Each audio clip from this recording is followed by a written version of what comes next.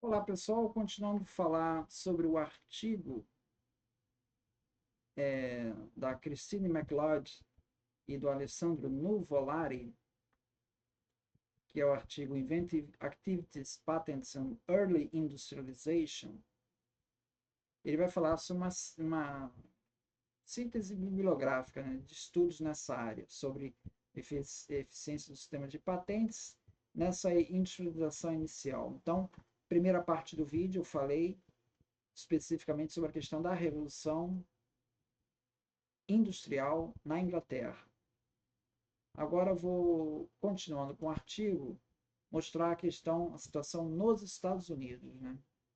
Bom, segundo os autores, o primeiro sistema de patentes a funcionar de acordo com o que poderíamos considerar procedimentos modernos, né? Não foi o sistema britânico, mas o americano. Então, até a reforma de 1852, o sistema de patentes britânico ele era restrito, caro, burocrático e de difícil acesso, né? Não era muito democratizado. Por outro lado, nos Estados Unidos, na mesma época, o processo para tramitação de uma patente nos Estados Unidos era relativamente simples e acessível. Para ter uma ideia, a taxa de patente nos Estados Unidos era de $30, que era bem acessível. Então, existem boas razões aí, no caso dos Estados Unidos, de se alegar que o sistema de patentes, então, teria então um efeito positivo sobre a inovação, coisa que, para a Revolução Industrial lá na Inglaterra no começo, como tem esse travamento todo, né, os estudos não são tão conclusivos. Bom, ele vai citar então os artigos de Sokolov, Lamoureux e Kahn, que vão tratar exatamente dessa questão. Vou analisar as atividades inventivas dos Estados Unidos no decorrer do século XIX, avaliando evidências coletadas nos registros de patentes, que são relativamente bem documentados, né? Então, ali ele avalia o sistema de patentes no período de 1790 a 1846. Eles concluem que os inventores americanos procuraram consistentemente garantir os direitos de patente para suas invenções e que a proteção de patentes permitiu uma apropriação bastante eficaz dos retornos econômicos decorrentes das atividades inventivas. Então, temos aí um sistema muito mais democratizado do sistema, né? Então, Kahn e Sokolov, no artigo de 1998, eles comparam esse sistema britânico, burocratizado, com o americano. Sem dúvida, o sistema de patentes britânico, antes da reforma de 1852, era muito menos eficaz que o americano, né? Muito mais burocrático. Na década de 1810, os Estados Unidos já ultrapassavam a Grã-Bretanha em patentes per capita, que vai continuar alto esse índice ao longo de todo o século XIX.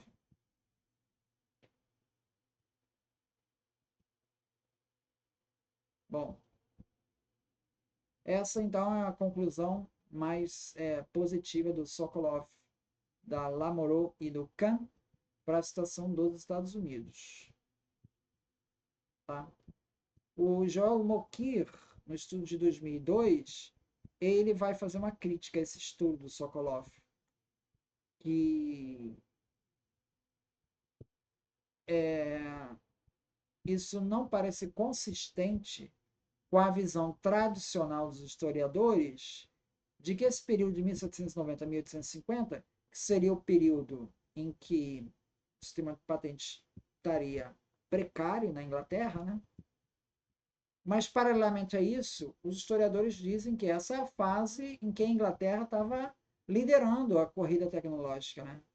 Então, veja como funciona isso. Quer dizer, o Sokolov está dizendo que existe essa correlação lá nos Estados Unidos, mas parece que não existe para a Inglaterra, porque no período de 1790 a 1850, a Inglaterra estava incontestavelmente, era a oficina do mundo, né? Estava na liderança tecnológica, e, no entanto, um sistema de patentes difícil pouco acessível, né? Bom, então essa é a situação nos Estados Unidos e que recebe essa crítica aí do Joel Mokyr, tá? O Lamoureux e Sokolov, em outro artigo, em 2000, eles vão defender sua tese analisando o caso da indústria vidreira americana. E ali eles encontram evidências de um mercado sólido, onde as tecnologias elas eram transmitidas por dois canais, por revistas especializadas e por agentes especializados em patentes que pudessem atuar como intermediários na venda de tecnologia patenteada. Então, eles observam nessa indústria vários locais com alta atividade de patentes,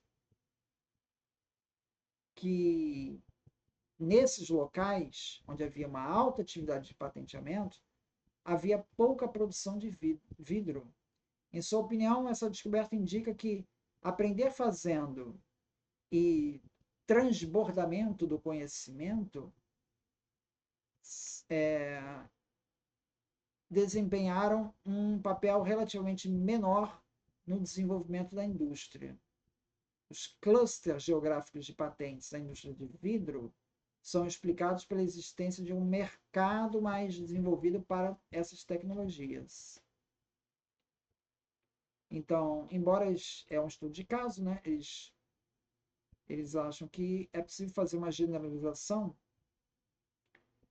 que, para outros setores da economia, que o desenvolvimento do sistema de patentes produziu uma divisão de trabalho organizada e frutífera entre inovação e produção, parece ser confirmada no caso dessa indústria de vidro. Então, nós temos aí um caso de uma indústria, um estudo de caso, né, que confirmaria então a eficácia, mais evidências de eficácia do sistema no caso da industrialização aí no início do século XVIII dos Estados Unidos. Tá? Bom, o artigo segue em frente, né? E ele vai analisar pesquisas relacionadas com a chamada inovação coletiva. Então, você vê que nesse período da Revolução Industrial, e tanto dos americanos, né, se destacava muito a questão do inventor individual e das suas patentes. Né? O Nuvolari, em estudo de 2004, ele vai destacar um outro vetor, que são as invenções coletivas. E ali ele vai particularmente estudar os motores de bombeamento a vapor, usados para drenar as minas de cobre e estanho da Cornualha.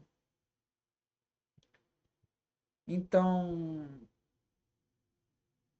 ele vai analisar que ali aqueles engenheiros, eles normalmente preferiam não obter patente para suas invenções. Então, e paralelamente, no mesmo período, a Cornualha tornou-se a região tecnologicamente líder em engenharia a vapor, com a introdução e desenvolvimento de motores de alta pressão. Ele chama a atenção que os engenheiros lá da Cornualha lançaram um jornal mensal onde eles reportavam as inovações e as melhores práticas. Bom, então o Nuvolari está indo por esse lado aí. Existe um outro artigo do Nuvolari que é o que ele mostra os problemas que a patente do James Watt, né, do condensador separado, provocou no desenvolvimento da tecnologia.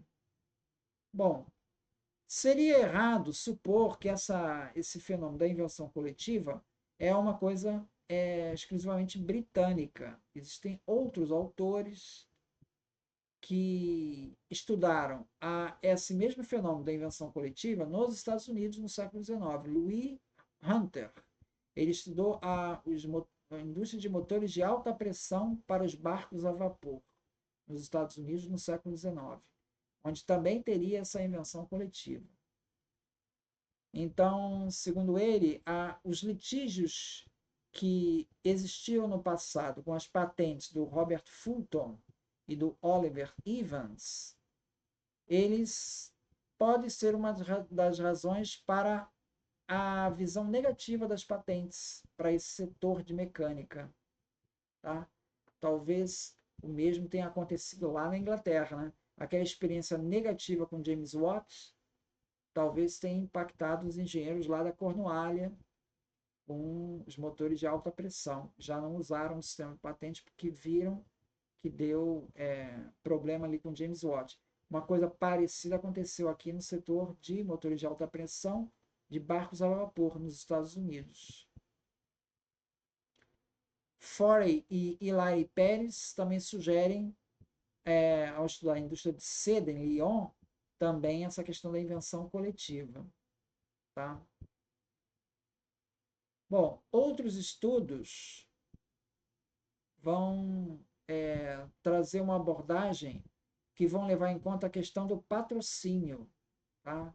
Que são as invenções estimuladas por prêmios. Um exemplo típico ou característico, bem sucedido, né, é a lei de longitude, que foi um desafio para você ter um método, um relógio que pudesse calcular a longitude dos navios em alto mar. Né? A latitude dá para calcular, mas a longitude é problemática. Né? E isso foi estabelecido lá em 1714.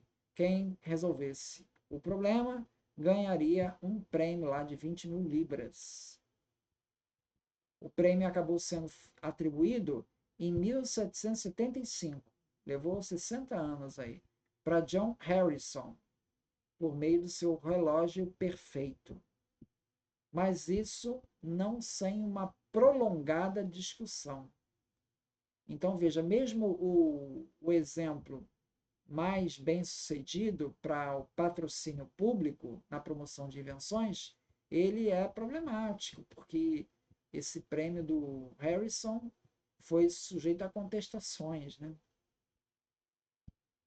Tá? Então, esse mecanismo de promoção do Estado, seja por prêmios, seja por compras públicas, eles podem ter um efeito aí na inovação, sem ser o sistema de patentes. Tá? Bom, conclusão do artigo. Então, ele diz assim: nossa pesquisa histórica sugere que os relatos de industrialização que se baseiam em mecanismos causais simples, que ligam ao surgimento do sistema de patentes, é injustificado. Tá? Segundo Joel Mokyr, pode-se supor que as origens da industrialização das economias ocidentais estão em uma revolução nos procedimentos de acumulação e disseminação do conhecimento útil, ocorrida no século XVIII e na primeira metade do XIX. No entanto, seria errado supor que o surgimento do sistema de patentes desempenhe um papel crítico ou determinante nessa transição. As evidências mostraram que os arranjos institucionais que sustentam as atividades inventivas nessas fases históricas eram extremamente variados e sofisticados.